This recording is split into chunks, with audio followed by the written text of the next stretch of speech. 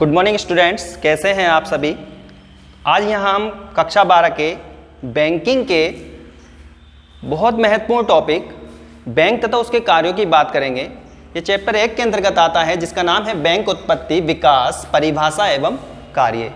Bank के कार्य और इसकी परिभाषा बहुत महत्वपूर्ण टॉपिक है, यूपी बोर्ड में मोस्टली आता है, आप लोगों को इसे अच्छी तरीके से तैयारी करनी है। तो बैंक को जानने से पहले हम थोड़ा बैंक शब्द पे आते हैं कि बैंक शब्द की उत्पत्ति कैसे और कहाँ हुई।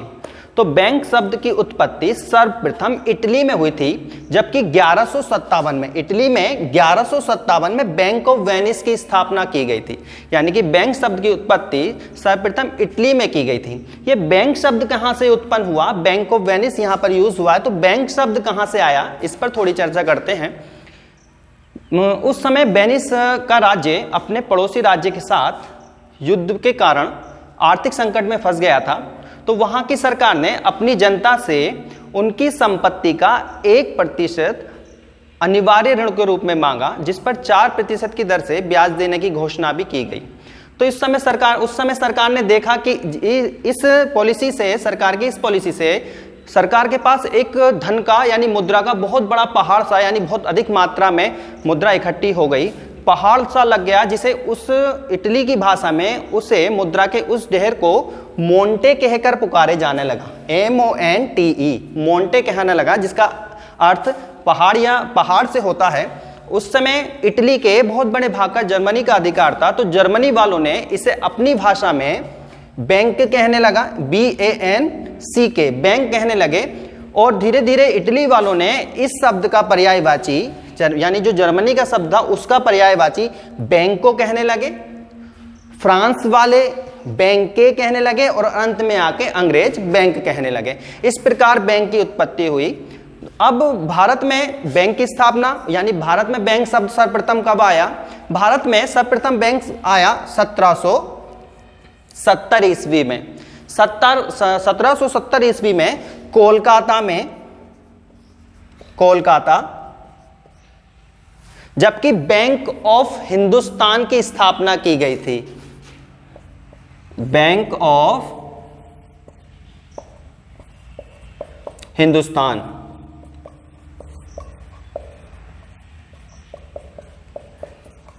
यहां पर दो महत्वपूर्ण टॉपिक इसमें मिलते हैं हमें। एक तो ये भारत में बैंक की स्थापना कब हुई थी, 1770 कोलकाता, जिसका नाम था बैंक ऑफ हिंदुस्तान। और विश्व में सर्वप्रथम कौन से बैंक की स्थापना हुई थी, वो हुई थी इटली में 1157 में बैंक ऑफ वेनिस की स्थापना हुई थी। तो ये बैंक की उत्पत्ति है, उसका विकास के बारे में हमने थोड़ी चर्चा करी। अब हम बैंक के बारे में आते हैं। बैंक आप सभी जानते हैं बैंक क्या होता है, आपके पड़ोस में सभी जगह बैंक होते हैं, आप भी बैंक जाते होंगे। तो बैंक जब हम जाते हैं तो बैंक हम क्यों जाते हैं, बैंक हम क्यों जाते हैं, रुपए, या तो रुपया जमा करने, रुपया निकालने, और भी कार्य होते हैं। तो बैंक हम लोग मतलब मोस्टली बैंक में पैसा जमा करते हैं और उस जमा पैसे को हम लोग निकालते हैं। यानी बैंक का जो बैंक क्या है, बैंक एक ऐसी संस्था है जो रुपए पैसे का लेन देन करती है। बैंक क्या करती है, रुपए पैसे का लेन देन करती है, यानी बैंक उसे कहते हैं जो मुद्रा में लेन देन करती है। अब इसके कार्य क्या हैं, इसके मोस्टली सामान्य कार्य, इसके जितने भी कार्य हैं उन सभी कार्यों को 3 भागों में बांटा गया है। पहला है प्राथमिक या मुख्य कार्य, दूसरा है एजेंसी के रूप में कार्य, और तीसरा है सामान्य उपयोगिता संबंधी कार्य। अब थोड़ा हम इन कार्यों पर चलते हैं, ये कार्य क्या हैं। तो प्राथमिक या मुख्य कार्य क्या कहलाते हैं। प्राथमिक या मुख्य कार्य, एक सामान्य व्यक्ति बैंक में क्यों जाता है, वो जाता है पैसे जमा करने और कुछ समय बाद यदि उसको आवश्यकता होती है तो पैसे निकाल लें। यानी बैंक और भी भले ही कार्य करता है, लेकिन सामान्य व्यक्ति को बैंक से केवल इन्हीं 2 बातों का मतलब होता है कि वो अपने पैसे जमा करता है और पैसे निकालता है। तो यानी कि बैंक के जो प्रमुख कार्य हैं वो 2 प्रकार के हैं, जमा पर रुपया प्राप्त करना, और दूसरा है जो रुपया प्राप्त किया है उसको उन लोगों को ऋण के रूप में देना जिसे धन की आवश्यकता हो। तो जमा पर रुपया प्राप्त करना, बैंक में अनेक प्रकार के खाते खोले जाते हैं। आपके पास जिन व्यक्तियों के पास अतिरिक्त धन होता है वो बैंक में जाते हैं, उस अतिरिक्त धन को जमा करते हैं। बैंक उन धन को जमा करने के लिए अनेक प्रकार के खातों की सुविधा प्रदान करता है। और दूसरा उसका महत्वपूर्ण कार्य है ऋण देना। ऋण देना यानी अब जो जमा धन बैंक के पास आया है वो उन व्यक्तियों को देता है ऋण के रूप में जिसे धन की आवश्यकता होती है, और उस ऋण पर ब्याज भी लेता है, जो कि बैंक की आय का प्रमुख साधन है। मोस्टली बैंक के यही दो प्रमुख हमें कार्य देखने को मिलते हैं, इसलिए इसके कार्य को या प्राथमिक या मुख्य कार्य को दो भागों में बांटा गया है। दूसरा इसका कार्य है एजेंसी के रूप में कार्य। एजेंसी का क्या मतलब होता है? एजेंसी का मतलब होता है कि हमारी तरफ से कोई दूसरा व्यक्ति कार्य करे, हमें कोई एजेंट आपने सुना होगा, एजेंट कौन होते हैं? जो अपने प्रधान की तरफ से कार्य करते हैं। यहाँ एजेंसी के रूप में कार्य यानी कि बैंक किसी व्यक्ति के एजेंट के रूप में कार्य कर रहा है। तो वो कौन कौन से कार्य हैं? यानी वो कार्य जो उस प्रधान को करने थे वो ना करके उसकी बदले बैंक कर रहा है, और वो प्रधान यानी जिसका खाता है वो अपने घर बैठा है। वो कौन से कार्य हैं? बिल, हुंडी, चेक आदि का रुपया वसूल करना। यदि खाता धारक को यह सुविधा प्राप्त होती है कि यदि खाता धारक को कहीं से चेक मिला है तो वो उस चेक को अपने खाते में जमा कर सकता है। चेक भी खाते में जमा होते हैं, रुपया भी जमा होता है। अब जब चेक जमा होता है तो वो चेक जब बैंक के पास पहुंचता है तो वो उस चेक का रुपया खाते से जिसने चेक काटा है उसके वसूल करके व्यापारी के खाते में जमा कर देता है। यानी व्यापारी केवल चेक जमा करता है, उसे उस चेक का भुगतान लेने की आवश्यकता नहीं पड़ती। ये काम बैंक करता है। दूसरा है बिल तथा हुंडिया भुनाना। कभी कभी व्यापारी को अल्पकाल के लिए पैसों की आवश्यकता होती है तो वो उसको ये सुविधा प्रदान करता है कि उसके पास बिल आदि हैं जो वो उनको भुनाकर उन्हें रुपयों का भुगतान कर देता है। तीसरा है अंशों तथा ऋणपत्रों का क्रय विक्रय करना।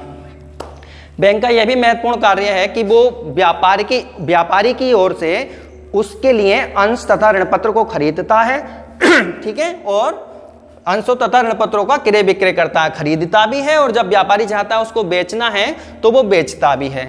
अब दूसरी बात, अगला कार्य है ब्याज तथा लाभांश वसूल करना। अंशों तथा ऋणपत्रों पर प्रतिवर्ष कंपनियां ब्याज, ऋणपत्रों पर ब्याज देती हैं, अंशों पर लाभांश देती हैं। तो वो कलेक्ट करके, व्यापारी कलेक्ट नहीं करता, वो कलेक्ट बैंक ही करता है और उसके खाते में जमा कर देता है। यानी अगर किसी व्यापारी ने अंश तथा ऋणपत्र खरीदे हैं तो उस पर मिलने वाला ब्याज या लाभांश व्यापारी के खाते में बैंक ही जमा करता है, व्यापारी को वहां जाने की आवश्यकता नहीं होती है। आगे है बीमा किस्त चुकाना। कुछ व्यापारी अपना बीमा भी कराते हैं, उसकी हर महीने या हर साल प्रीमियम भी जाती है, जैसे भी प्रीमियम जाती है, छमाही तिमाही जैसे भी जाती है, उसका पेमेंट व्यापारी नहीं करता। वो उसको ऐसी व्यवस्था कर लेता है बैंक से कि जब उसके प्रीमियम ड्यू होता है तो वो उस किस्त का भुगतान बैंक कर देता है। यानी व्यापारी को उस बीमे की चिंता करने की जरूरत नहीं है, जब टाइम आता है तो वो बैंक उसका भुगतान स्वयं करता है, बीमे की किस्त चुकाता है। आर्थिक सम्मति देना।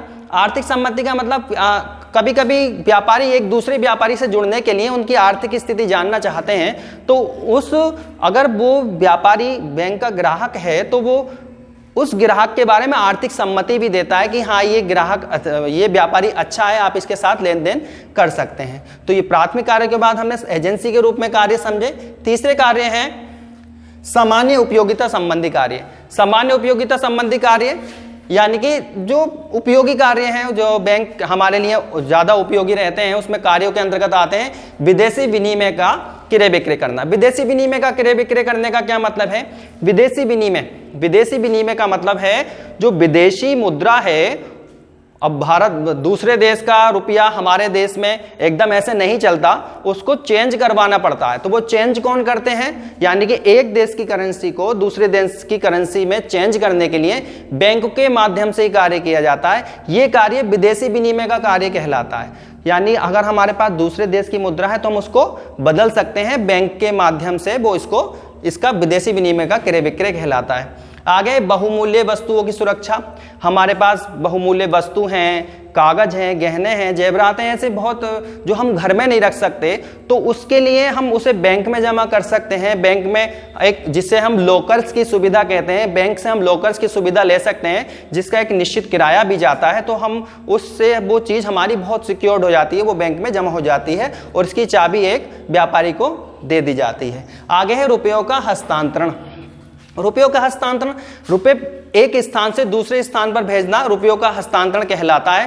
पहले ये सुविधा नहीं थी, हमें अगर कहीं रुपए पहुंचाने होते थे तो हम खुद जाकर वहां पहुंचाते थे, लेकिन आज के ज़माने में ये सुविधा बहुत विकसित हुई है, रुपयों का हस्तांतरण बैंक ड्राफ्ट के माध्यम से होता है। अब बैंक ड्राफ्ट में भी काफ़ी समय लगता है, तो इसमें आधुनिक बैंकिंग के अंतर्गत NEFT और RTGS की सुविधा उपलब्ध है, जिसमें नेट के माध्यम से तुरंत हाथ क्या 2 मिनट के अंदर पैसा दूसरे के कहीं भी ट्रांसफर किया जा सकता है। आगे साख का निर्माण करना। साख का निर्माण करना, बैंक एक ऐसी संस्था है जो साख का निर्माण करती है, यानी कि बैंक जितना रुपया जमा कराती है उससे कहीं अधिक वो दूसरों को ऋण के रूप में देकर साख का निर्माण करती है। आगे है साख पत्रों को जारी करना। साख पत्रों को जारी करना, साख पत्र क्या होते हैं? ऐसे पत्र जो वास्तव में मुद्रा नहीं है लेकिन मुद्रा की तरह ही चलते हैं, लिए दिए जाते हैं, स्वीकार किए जाते हैं, साख पत्र कहलाते हैं। इसमें चेक है आदि, यात्री चेक है, ये इनका निर्माण करती है, जारी करती है और इनसे नकद रुपयों के लेन देन से बचती है। तो ये इस प्रकार अनेक प्रकार के साख पत्रों का भी निर्गमन करती है। आगे है व्यापारिक सूचनाएं तथा आंकड़े एकत्रित करना। ये व्यापारी के लिए व्यापार संबंधित महत्वपूर्ण सूचनाएं एकत्रित करती है और व्यापारी को उसके बारे में बताती है कि आज ये मार्केट में ऐसा चल रहा है, अगर व्यापारी उससे संपर्क में रहता है। तो ये टॉपिक था आज का, बैंक के कार्य। बहुत महत्वपूर्ण टॉपिक है, इसको आप लोगों को सभी को पढ़ना है, वेरी इंपॉर्टेंट टॉपिक है। अगले टॉपिक में जब मिलेंगे तो आगे की हम बात करेंगे। आज तक के लिए बस इतना ही, धन्यवाद।